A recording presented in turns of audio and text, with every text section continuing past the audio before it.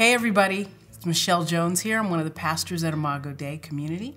And I'm Ailin Neimi, our Director of Communications.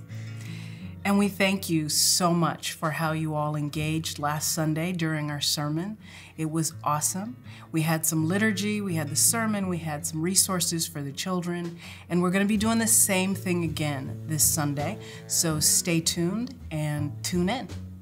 And as many of you know, all of our weekly ministries will not be gathering at Imago Dei until further notice. However, each of those ministries is coming up with alternative ways for you guys to stay connected. So be sure to contact your leader if you haven't already to see and learn more about what those are. And if you have general questions, you can email us at info@idcpdx.com.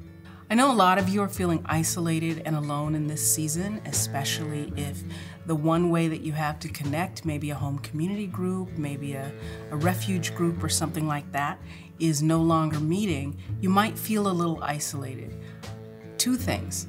First thing, reach out to people by phone, email, virtual contact, Facebook, whatever, but make sure that you reach out. Second thing, reach out to people that you know are alone.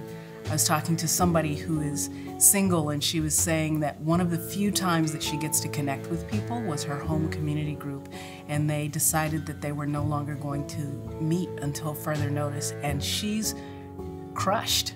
So check on your people. We'll be coming up with other ways to connect as a community in the coming days and weeks without sharing the same physical space. We do encourage everyone to follow the CDC and Oregon's guidelines on protecting ourselves and our neighbors.